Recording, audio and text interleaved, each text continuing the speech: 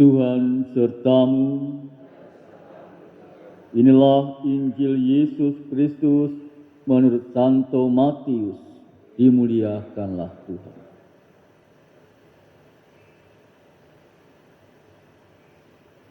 Sekali peristiwa, pergilah seorang dari ke-12 murid itu yang bernama Yudas Iskariot kepada imam-imam kepala.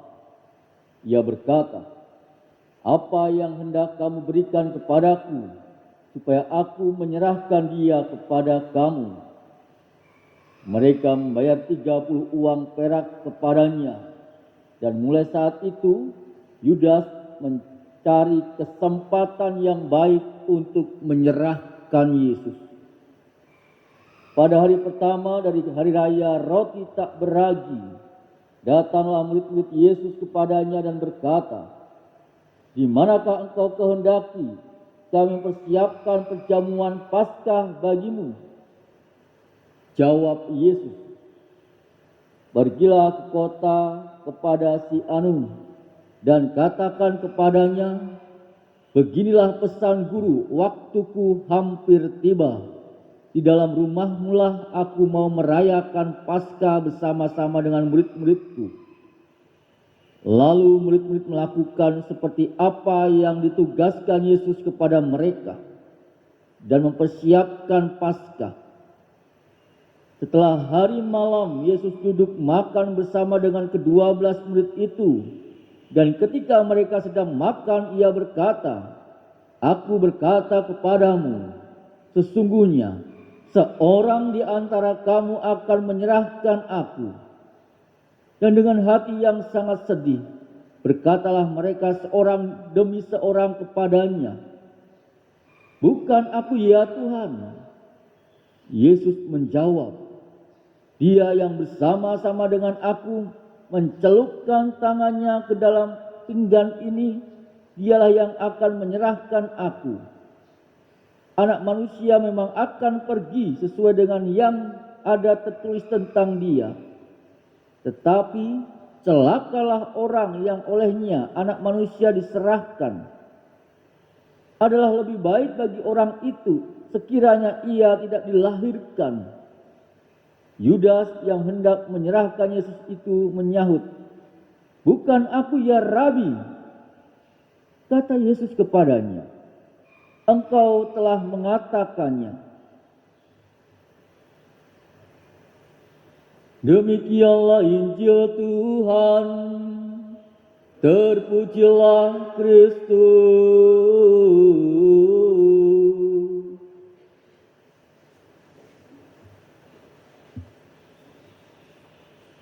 Saudara-saudariku yang terkasih dalam Tuhan kita Yesus Kristus, memang pertanyaannya mengapa justru Yudas yang diangkat sebagai bendahara? Karena Yesus mau memberi kesempatan kepada Yudas untuk berubah dengan memperbaiki kesalahannya. Tetapi semua itu adalah sudah lewat dan Yudas telah tetap mempunyai karakter yang lama, yaitu cinta uang. Karena cinta uanglah maka Yudas tidak dapat melihat tindakan kasih. Kalau dibandingkan dengan Maria yang meminyaki kaki Yesus dengan minyak mahal, karena cinta uanglah maka Yudas tega menjual Yesus seharga 30 uang perak. Segala cara dia lakukan untuk mendapatkan uang. Saudaraku yang terkasih, kita yang adalah murid-murid Yesus di zaman, katakanlah sekarang adalah zaman now.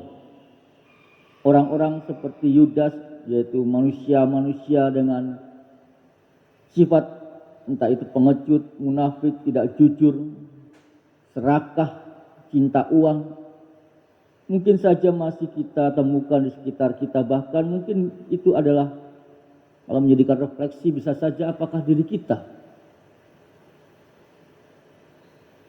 Kita memang tidak lagi menjual Yesus secara fisik. Tapi pernah, bahkan seringkali kita melakukan pengkhianatan kepada Yesus dalam bentuk lain. Entah itu tidak melakukan apa yang diajarkannya, entah itu memberontak, entah itu melawan perintah-perintahnya, bahkan sampai dalam tanda kutip menjual iman kita. Dan semuanya ini mempunyai makna sama dengan apa yang dilakukan oleh Yudas, yaitu pengkhianatan seorang murid. Cinta akan uang bisa menjadi celah bagi iblis untuk menghancurkan atau menjauhkan diri kita akan cinta Tuhan. Godaan dan rayuan untuk memperoleh yang lebih menjadi awal keserakahan yang bisa berakhir dengan kebinasaan.